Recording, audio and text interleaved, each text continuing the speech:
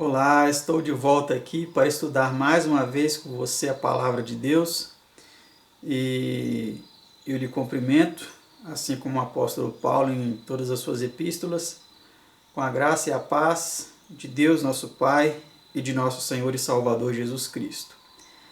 Nesta ocasião, estudaremos o tema de número 123, que tem como título A Fé Salvadora. É um estudo composto por 14 perguntas e respostas, e através dele nós entenderemos um pouco melhor a respeito da fé, né? Eu convido a você que se ajoelhe para orar junto comigo, para pedirmos a Deus que nos abençoe e nos ilumine durante o estudo deste tema tão importante.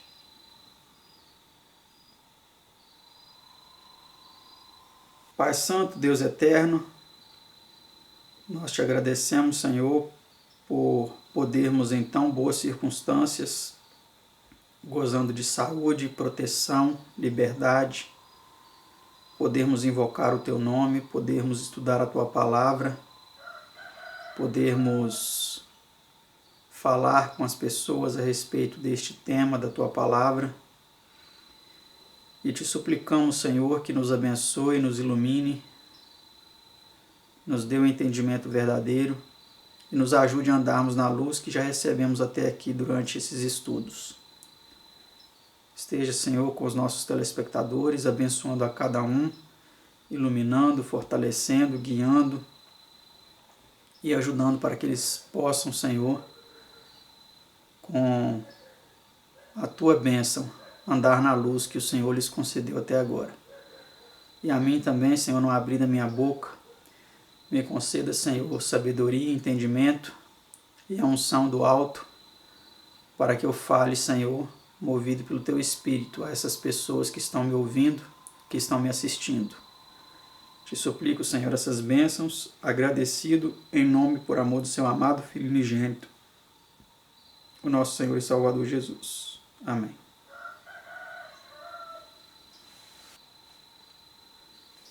Vamos então para o estudo, sobre a fé salvadora. E a primeira pergunta é uma pergunta muito simples, Nós vamos definir o que é fé, Vamos ver o que é fé. Lá em Hebreus 11, verso 1, diz que a fé é o firme fundamento das coisas que se esperam e a prova das coisas que se não veem.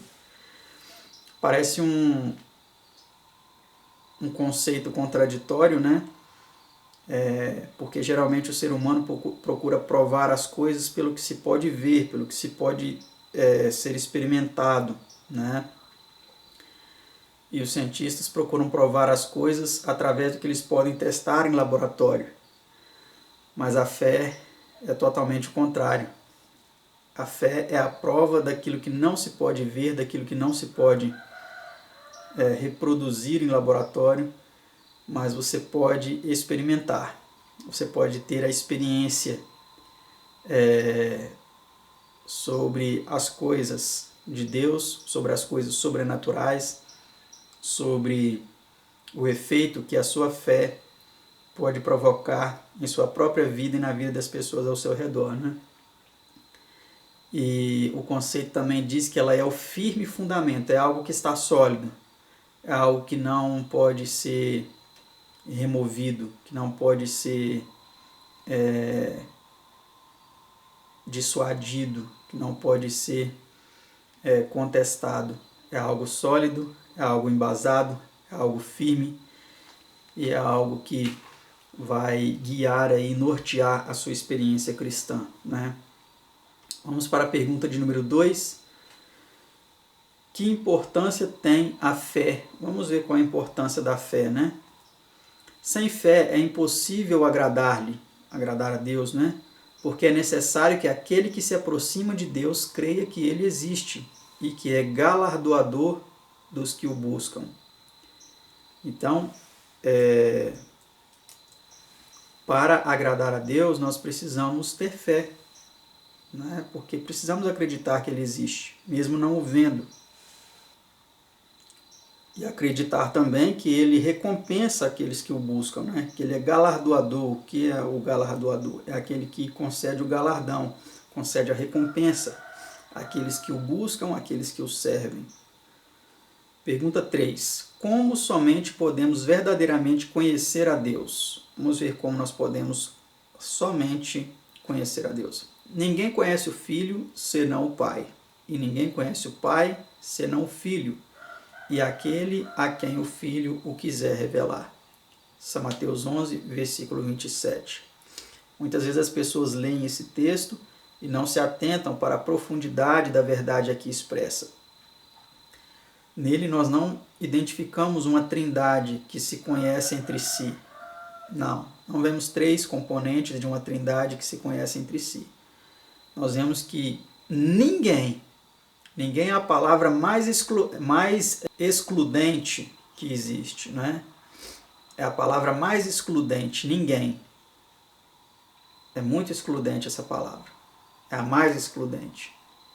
E o evangelista Mateus, aqui declarando as palavras de Cristo, ele disse que ninguém conhece o Filho senão o Pai.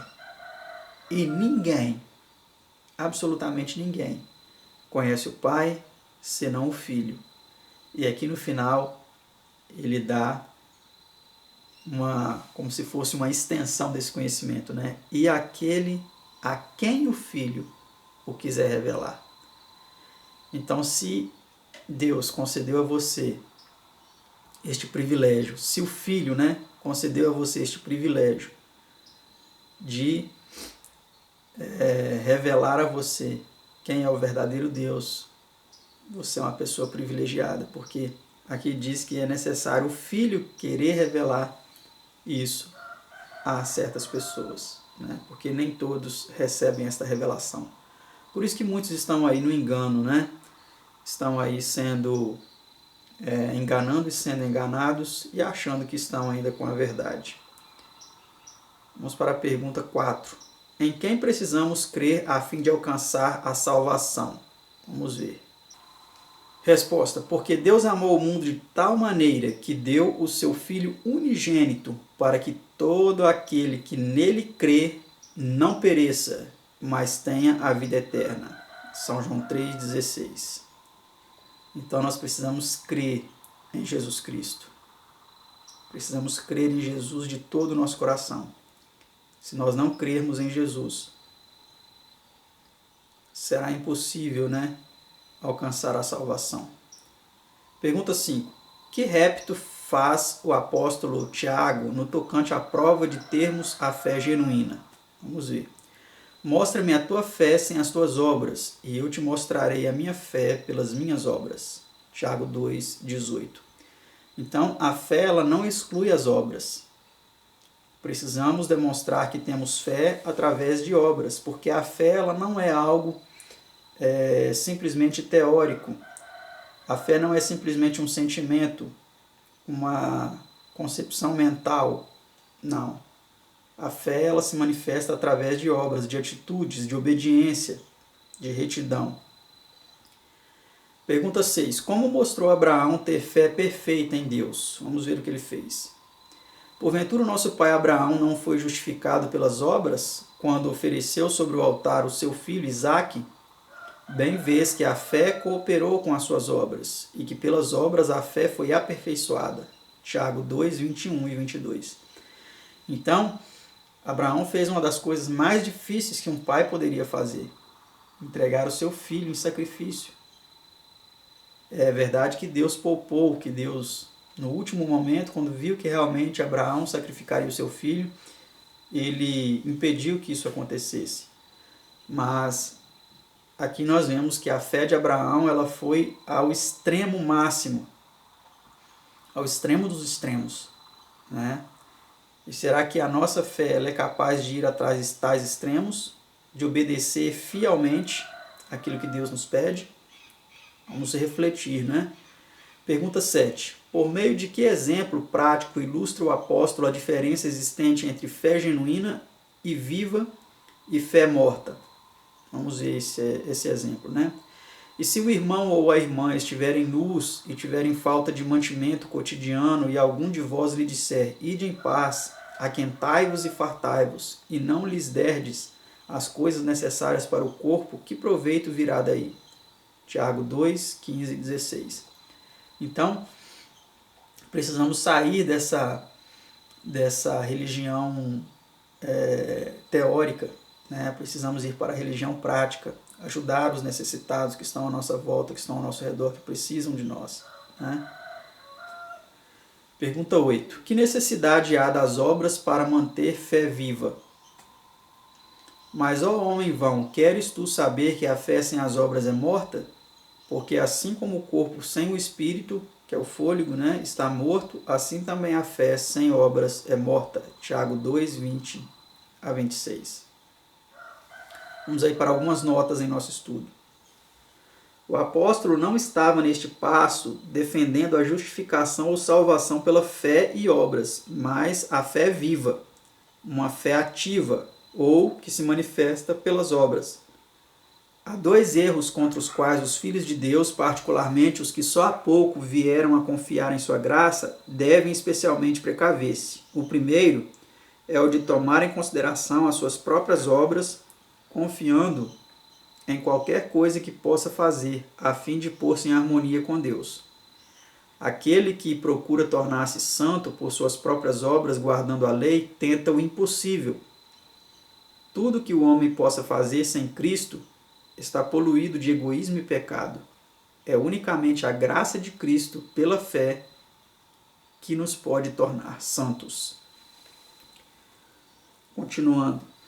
O erro oposto, e não menos perigoso, é o de que a crença em Cristo isente o homem da observância da lei de Deus. Que visto como só pela fé é que nos tornamos participantes da graça de Cristo, nossas obras nada têm que ver com nossa redenção. A obediência, o nosso serviço e aliança de amor é o verdadeiro sinal de discipulado. É a fé e ela só que, em vez de dispensar-nos da obediência, nos torna participantes da graça de Cristo, a qual nos habilita a prestar obediência.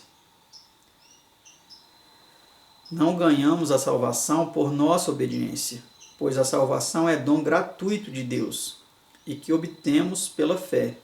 A chamada fé em Cristo, que professa desobrigar os homens da obediência a Deus, não é fé, mas presunção. Vereda de Cristo, edição encadernada, páginas 82 e 84. Diz Lutero: se só Cristo tira o pecado, nós não podemos fazer isso por meio de todas as nossas obras. Mas as boas obras seguem a redenção, tão certamente quanto os frutos aparecem numa árvore viva. History of the Reformation, de Daubigné, livro 2, capítulo 6. Então, espero que vocês tenham entendido, né? A nota está muito bem detalhada, muito bem explicada. Vamos partir então para a pergunta 9. Que nos leva a fazer a esperança da salvação? Vamos ver o que a esperança da salvação nos leva a fazer. E qualquer que nele tem esta esperança, purifica-se a si mesmo, como também ele é puro. 1 São João 3, versículo 3. Então não existe fé, não existe esperança autêntica, verdadeira, na prática de erros, né? Precisamos nos purificar cada dia mais, assim como Jesus é puro, né? Pergunta 10. Sob que condição nos tornamos participantes de Cristo? Porque nos tornamos participantes de Cristo se retivermos firmemente o princípio da nossa confiança até ao fim. Hebreus 3, versículo 14. Então precisamos manter, né, firmemente o princípio da nossa confiança. Se nós relaxarmos, se nós formos inconstantes, não seremos galardoados, não é? Pergunta 11. Sob que condições prometeu Deus purificar-nos de nossos pecados e nos perdoar? Vamos ver qual é a condição. Mas se andarmos na luz como Ele na luz está, temos comunhão uns com os outros, e o sangue de Jesus Cristo, seu Filho, nos purifica de todo pecado. Se confessarmos os nossos pecados, Ele é fiel e justo para nos perdoar os pecados e nos purificar de toda a injustiça. 1 São João 1, 7 a 9. Nota: a fé inteligente no tocante ao que Deus fará por nós em qualquer assunto precisa ser adquirida pelo que a palavra de Deus diz concernente a esse ponto. Ninguém pode coerentemente esperar de Deus aquilo que ele não prometeu. Esperar que Deus faça o que ele nunca prometeu não passa de presunção. Ter firme confiança na promessa de Deus é fé, mas a presunção pode basear-se inteiramente no sentimento ou no desejo. Não é possível, portanto, confiar no sentimento, tratando-se da fé. Fé é uma crença pura, uma confiança irrestrita nas promessas de Deus, independentemente do sentimento. Esta perfeita confiança capacita a pessoa para vencer as dificuldades sob as mais probantes circunstâncias, mesmo quando os sentimentos estejam extremamente deprimidos. Então tem muitas pessoas que confundem isso, né? Eles confundem presunção com fé.